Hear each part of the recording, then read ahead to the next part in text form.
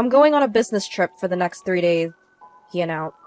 I wonder how many times I've been left alone on the weekends due to such trips.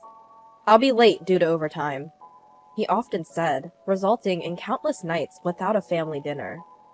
At first, I thought it was better not to know, but eventually my husband's repetitive actions received what he deserved. My name is Nancy, a part-time housewife at 44. My husband, Paul, is 46, a corporate employee at a certain company. While his work is not bad, he is a man who values his style and appearance above all else. We've been married for 19 years. The year after our wedding, our son William was born, and without any significant issues, our marital life has reached this point. Or so I wish I could say. The reality is that I've spent more than half of our married life being manipulated by my husband's lies. He was always worried about his smartphone. Initially, I thought it was work-related, but I'd occasionally see him typing away, and upon sneaking a peek, it was usually a conversation with someone on an instant messaging app. I didn't pay much attention at the time, but looking back, there were indeed many suspicious points. As his sudden overtime and weekend business trips increased, I began to feel something was off. Several summers ago, my husband, who was supposed to be on a 3-day business trip, returned home with a heavy tan. Why are you so tanned when you were supposed to be in a suit for a business trip? I went swimming with a client. It was part of the entertainment. A bit back at his absurd answer, but at the time, I only thought it was unfair that he had a fun time alone, reflecting how stupid I was. My often absent husband used work as an excuse to leave the care of his parents to me. A few years ago, my mother-in-law became disabled due to an injury, and my husband never once offered to accompany her to her hospital visit. He should have some paid leave, but he would blatantly ignore any calls from her. Thus, I'd have to take time off from my part-time job to accompany her. My mother-in-law was a strict person, possibly because she used to be a teacher of traditional calligraphy. I'm rather scatterbrained and prone to mistakes, so I often found myself on the receiving end of her harsh words. To be honest, I didn't like her that much, and I've discussed this with my husband many times. Could you please accompany her to the hospital next week? Your mother would surely want to see you. I would if I can, but there might be a company trip around that time. What? I've never heard about such a trip. Well, it was decided last weekend. I pressed him about this sudden company trip, but he refused to listen. In the end, I had to accompany my mother-in-law to the hospital, yet again. There was a weekend when my husband was surprisingly home. Our son, who was now in 5th grade, had been performing well in his soccer team, so I suggested that we go watch his game together. Every parent watching the children's game lost themselves in the cheer. Our son coordinated well with his teammates, leading the game solidly, and they achieved a splendid victory. Both parents and children were wildly excited about the team's results, and we, as a married couple, joined hands in joy after a long time. The one who approached us at this moment was a mother of a teammate, Patricia. Patricia was a very straightforward woman, and I quickly became friends with her. We would regularly share updates on our children's troubles, home affairs, etc., and began visiting each other's homes more frequently. My husband also got along well with her. Even if Patricia was still at our house when my husband came home from work, we actually felt glad. Our relationship deepened as friends of our marriage. In this way, we continued to have a family-wide relationship, involving not only our sons, but also Patricia's husband. One day, after several years of such interaction, Patricia suddenly started saying something surprising. I know this may sound odd, but doesn't your husband Paul seem to be pretty popular with women? An old man like him? No way.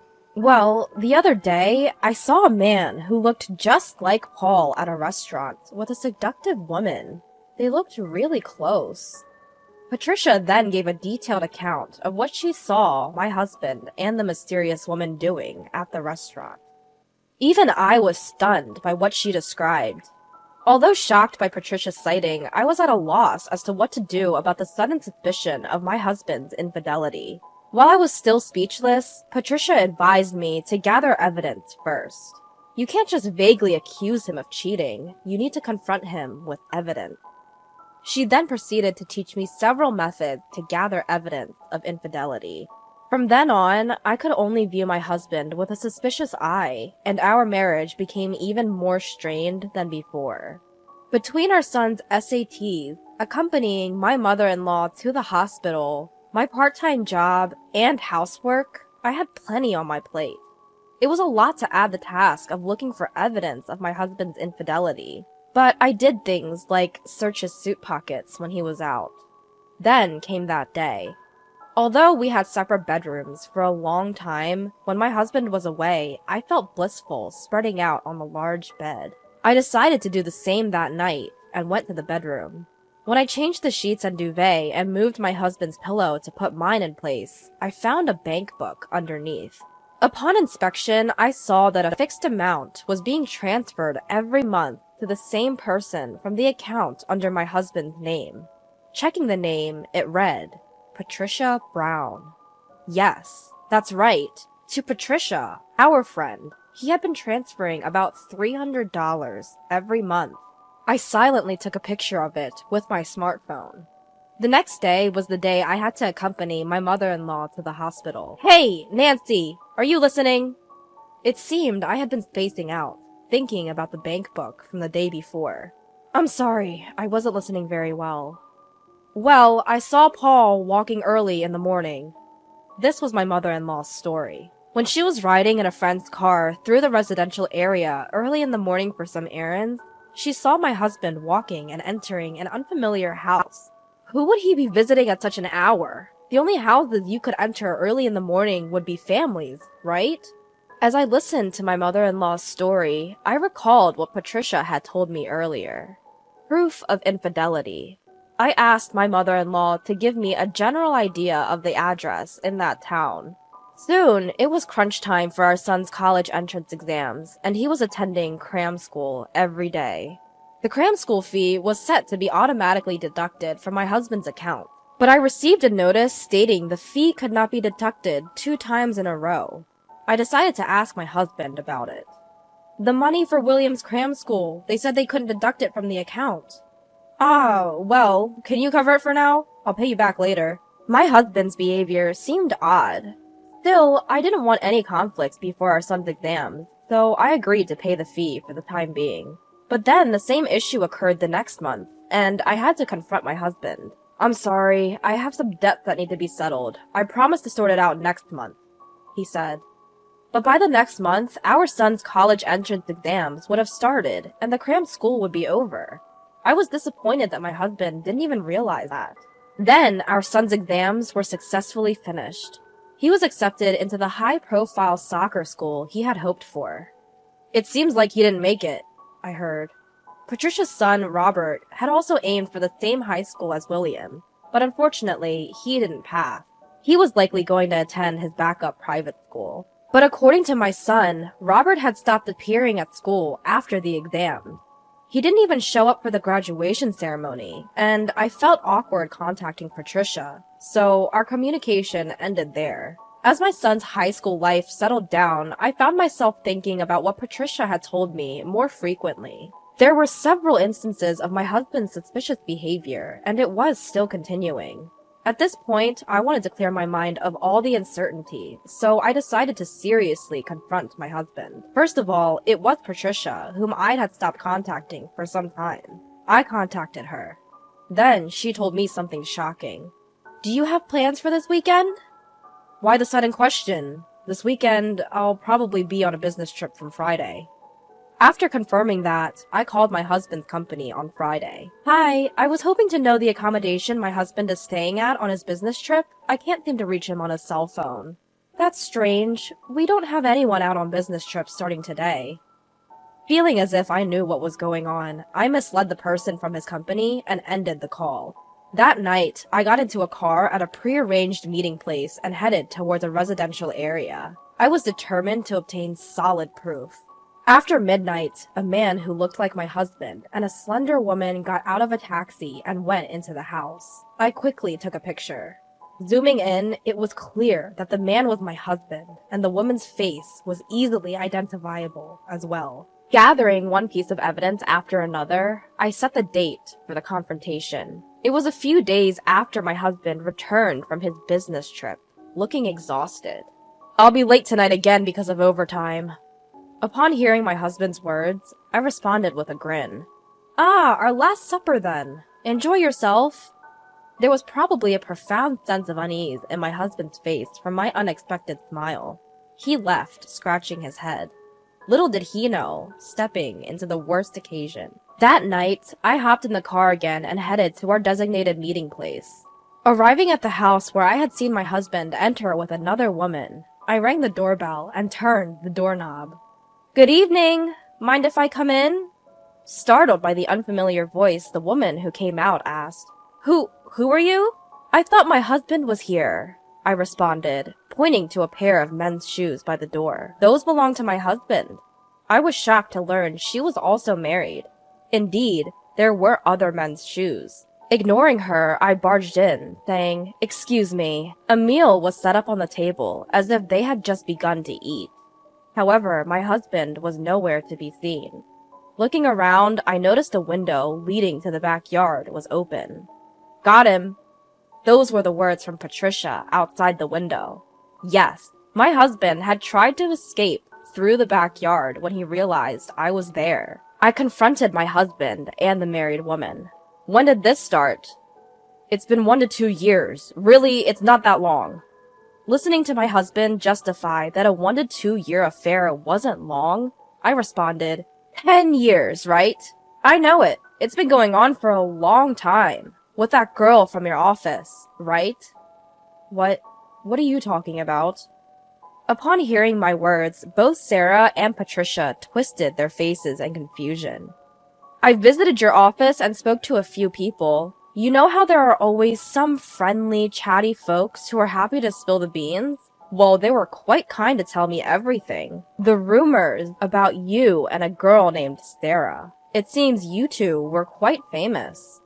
"You went to my office? And they told you that?" "Indeed. When I mentioned that it seems like you have been betraying me for the past 10 years, people were all too eager to share what they knew." My husband, trembling slightly, looked lost, as if he was trying to figure out what he should do next. Seeing him like that, I decided to throw him another curveball. "You're shaking, aren't you? How will you manage with what's coming next?" As I finished speaking, the front doorbell rang. Sarah, who jumped up in surprise, rushed to the door, and I followed her. The visitor was Robert, my son's soccer buddy, and Patricia's son. When I invited Robert into the house, Patricia, who was already there, looked surprised and wide-eyed. "You live nearby with your father now, right, Robert? As I understand it, your parents suddenly fell out for reasons you still don't really comprehend, and you've reconnected with our son. You've been talking to me about it, too. Let's clear things up here and now." I said this and looked at Patricia. "The woman my husband also cheated with was you, Patricia." Patricia looked at me in surprise and glanced down, unable to meet her son's gaze. Sarah seemed astonished, too. "So it began when you met us, right? Pretending to get along with me while both of you were betraying me behind my back."